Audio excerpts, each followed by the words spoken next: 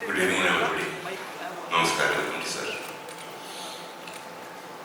സ്വപ്നം കാണുന്നത് നമുക്കെല്ലാവർക്കും ഉള്ളൊരു സ്വഭാവം എന്നല്ല, നമ്മുടെ ജീവിതത്തിൻ്റെ ഒരു ഭാഗമാണ്. അങ്ങനെ സിനിമ സ്വപ്നം കണ്ടു. അതിനു മുമ്പ് ആ സ്വപ്നം കാണൽ എന്ന് പറയുന്നത് എന്നോടൊപ്പം ഒരു സ്വപ്നം ഉണ്ടായിരുന്നു. ഒരു സിനിമ, ഒരുപാട് സിനിമ 97 സിനിമയോട് അടുപ്പിച്ച് ചെയ്ത് ഞാനിവിടെ നിൽക്കുകയാണ്. പക്ഷേ ഈ മൂമെൻ്റ് എനിക്ക് വളരെ ഇമ്പോർട്ടൻ്റ് എന്ന് പറയാനുള്ള കാര്യം എന്ന് വെച്ചാൽ MT വാസുദേവൻ നായർ പ്രിയദർശൻ ഒരു തിരശ്ശീല എഴുതി കാണണം എന്ന സ്വപ്നം സിനിമ തുടങ്ങുന്നതിന് മുൻപ് മനസ്സിൽ കൊണ്ടിറങ്ങുന്ന ഒരാളാണ്. അതിനുവേണ്ടി ഒരുപാട് ശ്രമങ്ങളൊക്കെ നടത്തിയെങ്കിലും ഒരിക്കലും എനിക്ക് സാധിച്ചില്ല. പക്ഷേ ആ മോഹം ഏകദേശം കൈവിട്ട സമയത്താണ് എനിക്ക് ഇങ്ങനെ ഒരു അവസരം കിട്ടിയത്.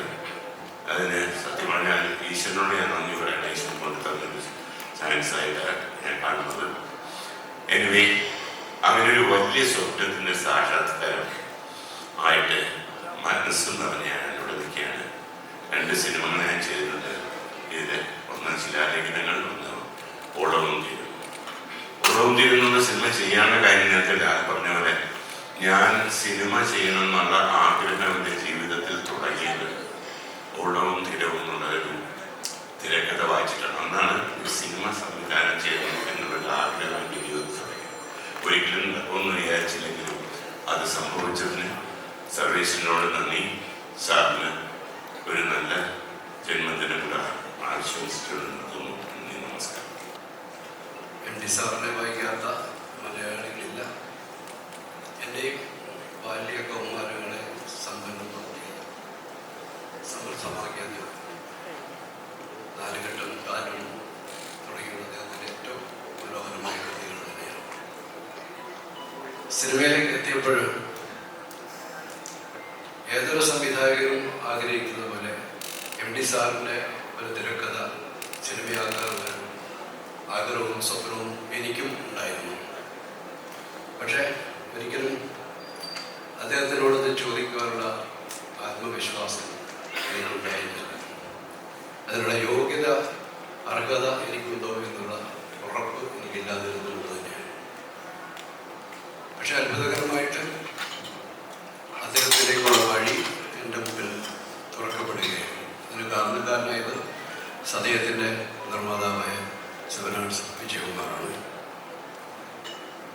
ആദ്യമായിട്ട് അദ്ദേഹത്തിനോട് ഈ പ്രോജക്റ്റിനെ കുറിച്ച് സംസാരിച്ചു കഴിഞ്ഞപ്പോൾ അദ്ദേഹം നിർദ്ദേശിച്ചത് ജൂലിയസ് സീസറിൽ ചെയ്യാവുന്നതാണ്. അതിനായിട്ട് അദ്ദേഹത്തോടൊപ്പം ലൊക്കേഷൻ തേടി മൈസൂർ ഭാഗങ്ങളിലൊക്കെ പോകാനുള്ളൊരു ഭാഗ്യവുമുണ്ടായി. എന്നാൽ അത് ഒരു വലിയ പ്രോജക്റ്റായിട്ടാണ് വിഭാവനം ചെയ്തത്. മലയാളത്തിലെ ഏറ്റവും മുഖ്യ അഭിനേതാക്കളായ ശ്രീ മമ്മൂട്ടിയും ശ്രീ മോഹൻലാലും ഉൾപ്പെടെ ദക്ഷിണേന്ത്യൻ ഭാഷകളിലെ പ്രധാനപ്പെട്ട അഭിനേതാക്കളെ എല്ലാം ഉൾക്കൊള്ളിച്ചുകൊണ്ടൊരു മെഗാ പ്രോജക്റ്റായിട്ടാണ് അതിന് കൺസീവ് ചെയ്തത്. പക്ഷെ അന്നത്തെ മലയാള സിനിമയുടെ സാഹചര്യങ്ങളിൽ അത്ര വലിയൊരു ബഡ്ജറ്റ് ഒരു സിനിമ ചെയ്യാനുള്ള ഒരു സ്പേസ്, ഒരു മാർക്കറ്റ് മലയാളത്തിൽ ഇല്ലാത്തത് കൊണ്ട് തന്നെ അത് തൽക്കാലത്തേക്ക് മാറ്റി വെച്ചുകൊണ്ട് MT സാർ തന്നെയാണ് നിർദ്ദേശിച്ചത്, നമുക്ക് നമ്മുടെ പരിധിക്കുള്ളിൽ നിന്നുകൊണ്ട് ഒരു സിനിമ ചെയ്യാം. അങ്ങനെയാണ് സതയത്തിലേക്ക് എത്തുന്നത്. സതയം ഷൂട്ട് ചെയ്തുകൊണ്ടിരിക്കുമ്പോൾ എന്നെ സംബന്ധിച്ചിടത്തോളം ഏറ്റവും കൂടുതൽ സമ്മർദ്ദം അനുഭവിച്ച ഒരു ഘട്ടം എന്ന് പറയുന്നത് കോഴിക്കോട് ഷൂട്ട് ചെയ്യുമ്പോൾ സാറ് ലൊക്കേഷനിലേക്ക് വരുന്ന സമയങ്ങളാണ്. എപ്പോഴൊന്നും സാർ വരാറില്ല, പക്ഷേ വരുന്ന ചില മണിക്കൂറുകൾ ഞാൻ ഏറ്റവും കടുത്ത സമ്മർദ്ദത്തിലായിരിക്കും. കാരണം ഞാൻ ചെയ്യുന്നതൊക്കെ അദ്ദേഹം കണ്ടുകൊണ്ടിരിക്കുകയാണ്. ഞാൻ ചെയ്യുന്നതൊക്കെ ശരിയാണോ, അദ്ദേഹം ഉദ്ദേശിച്ചതാണോ ഞാൻ ചെയ്തതൊക്കെ ഉള്ളൊരു വല്ലാത്ത പേടിയുണ്ടായിരുന്നു. പിന്നീട് ആ സിനിമയുടെ ഡബിൾ പോസിറ്റീവ് മദ്രാസിൽ കാണാനുണ്ട് അദ്ദേഹം എത്തിയപ്പോൾ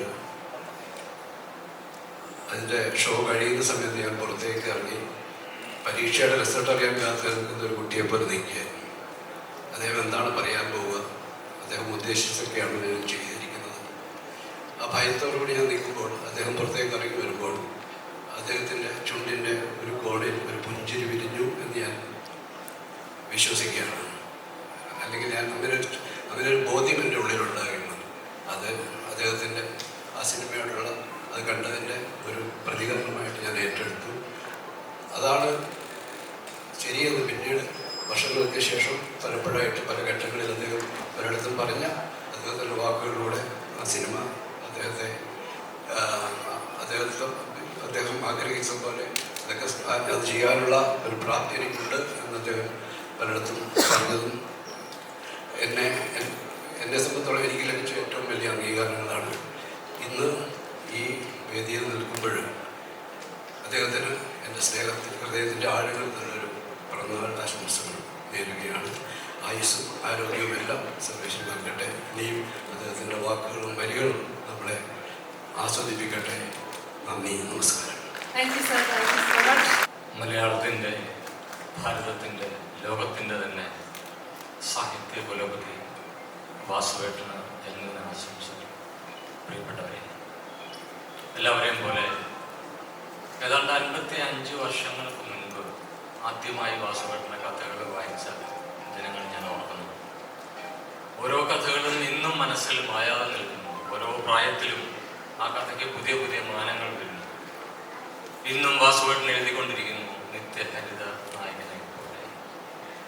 ജീവിതത്തിലെ വലിയൊരു സ്വപ്നമായിരുന്നു ഞാൻ ഭരതേട്ടനോട് വർക്ക് ചെയ്യുമ്പോൾ ആദ്യമായി ഭരതേട്ടൻ എൻ്റെ കയ്യിൽ തന്ന തിരക്കഥ ഋഷ്യശൃംഗൻ എന്ന പേരിലുള്ള വൈശാലിയുടെ തിരക്കഥ. വാസുവേട്ടൻ്റെ കയ്യക്ഷരം കണ്ട് ഞാൻ കോരിത്തരിച്ചു. ആ തിരക്കഥ വായിക്കുമ്പോൾ മനസ്സിലൂടെ ഓടിയെത്തിയത് ഞാൻ എന്നും ആരാധിക്കുന്ന വാസുവേട്ടനെ കുറിച്ച്. പിൽക്കാലത്ത് വാസുവേട്ടൻ്റെ കൂടെ ആ സിനിമ വർക്ക് ചെയ്യുന്ന സമയത്ത് ഓരോ നിമിഷവും ആ സിനിമയുടെ ചിത്രീകരണ സമയത്തൊക്കെ വാസുവേട്ടനെ ഇങ്ങനെ അതിനോട് ചേർന്ന് പ്രവർത്തിക്കുന്ന കാണുമ്പോൾ അതിൻ്റെ എഡിറ്റിംഗ് സമയത്ത് പോലും കൂടെ ഇരുന്ന ഭരതേട്ടൻ പോലും ഒരിക്കൽ ഏതാണ്ട് പതറിയ നിമിഷത്തിൽ വാസുവേട്ടൻ വന്നിറങ്ങി അതിൻ്റെ ഓരോ അംശവും ഒരു പൂർണ്ണ എഡിറ്ററെ പോലെ എഡിറ്റ് ചെയ്ത് ഇന്ന് നമ്മൾ കാണുന്ന വൈശാലി ആ രൂപത്തിലാക്കി. ഞാൻ അത്ഭുതത്തോടെ ഇന്നും കാണുന്ന വാസുവേട്ടൻ.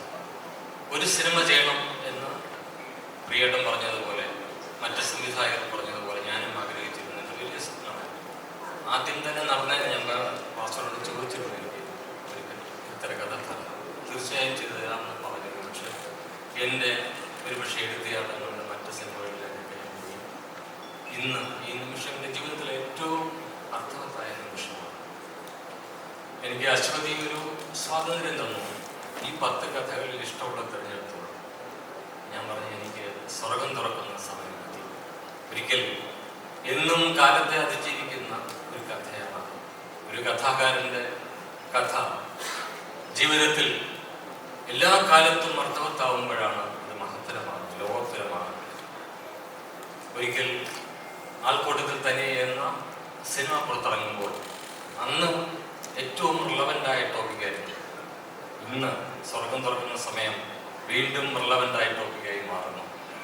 ഈ ചിത്രത്തിൽ അഭിനയിക്കാൻ വേണ്ടി നെടുമുടി വേണു വരുമ്പോൾ നിയോഗം, നിമിത്തം എന്ന വാക്കുകളൊക്കെ ഞാൻ എൻ്റെ മനസ്സിലേക്ക് വരികയാണ്.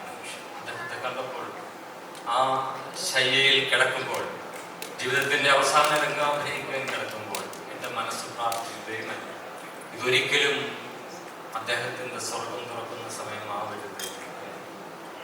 പക്ഷേ ഒരുപക്ഷെ വേണിച്ചേട്ടനും അറിയാമായിരുന്നു എന്ന് തോന്നുന്നു.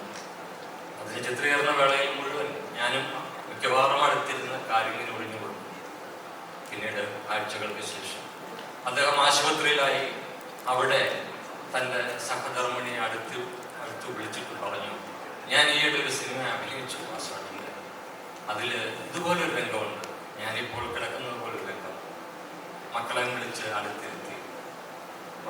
അന്ന് വേണുവേട്ടൻ പറഞ്ഞ വാക്കുകൾ ചേച്ചി പറയുമ്പോൾ ശരിക്കും ദുഃഖം തോന്നി.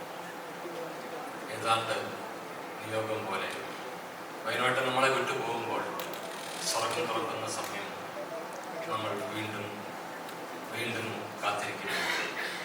എൻ്റെ മനസ്സിലെ, എൻ്റെ ജീവിതത്തിലെ ഒരുപക്ഷെ ഏറ്റവും അർത്ഥവത്തായ മുഹൂർത്തം ഇതാണെന്ന് ഞാൻ മനസ്സിലാക്കുന്നു. വാസുവേട്ടൻ്റെ ഒരു തിരക്കഥ സംവിധാനം ചെയ്യാൻ കഴിഞ്ഞതാണ് എൻ്റെ ജീവിതത്തിലെ ഏറ്റവും അർത്ഥവത്തായ മുഹൂർത്തം. നിയോഗങ്ങളും നിമിത്തങ്ങളും കൂടി ചേരുമ്പോൾ നമ്മളൊന്നും മനസ്സിലാക്കുന്നു. ലോകം കണ്ട ഏറ്റവും വലിയ എഴുത്തുകാരൻ നമ്മളോടൊപ്പം ഈ നിമിഷം ജന്മദിനം കൊണ്ടാടുമ്പോൾ ഇത് തന്നെയാണ്